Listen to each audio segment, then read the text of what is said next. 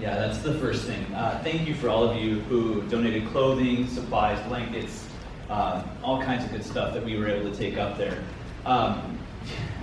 It was a very fun week trying to figure out exactly where we were going. We had something set up, and then that changed, and then called this next place. They suggested this next place, which suggested the next place, and we just kept going down the rabbit trail. And finally, we found a place that, really, believe it or not, was recommended by the very first place, and it was the Salvation Army is where we ended up going. They said a lot of places told us that they're not taking any more goods because of the fact that the Salvation Army is handling everything beautifully and taking care of it so well, and that's ended up where we ended up taking most of the stuff. But like Pastor Jordan said, I was able to go and meet with Pastor Mike Gabler from Paradise Alliance Church. He's the youth pastor up there, middle pastor.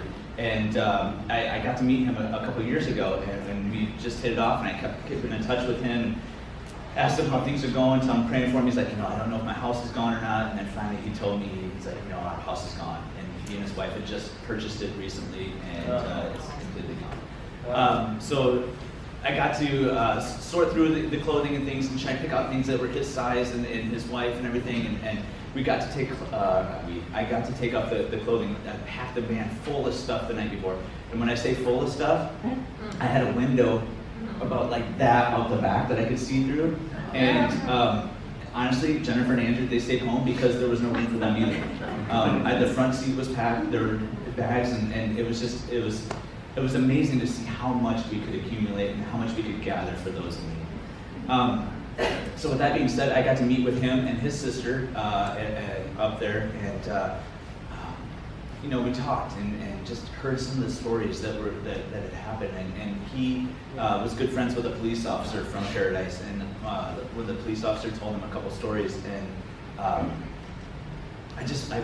my heart was breaking at one point, and I was getting goosebumps just to see how God was working through these people. I'm like, even now I'm starting to get it, because you guys don't have it yet, but it's amazing stories. And the first one I want to share with you was about this group of people that got caught in a parking lot.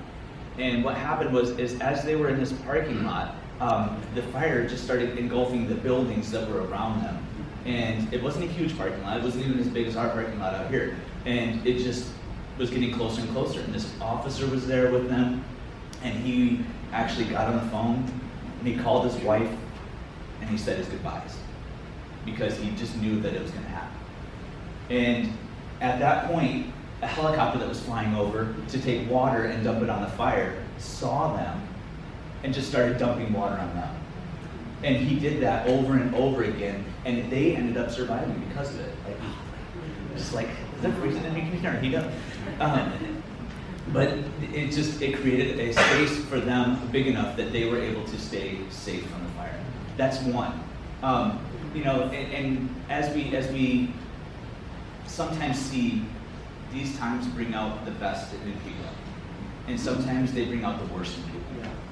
So in Chico, they had a lot of people that were displaced, living in tents in this open field, and there was one gentleman that didn't like it, and he got upset, and he ended up starting a fire in the middle of that field, and it made it so that everybody had to get out of that field, basically.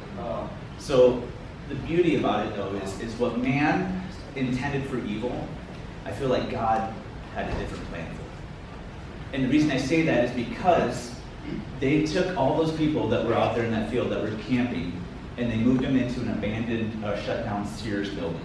So they brought them all inside. And the next day, when the rains came, guess what? That whole field got completely flooded.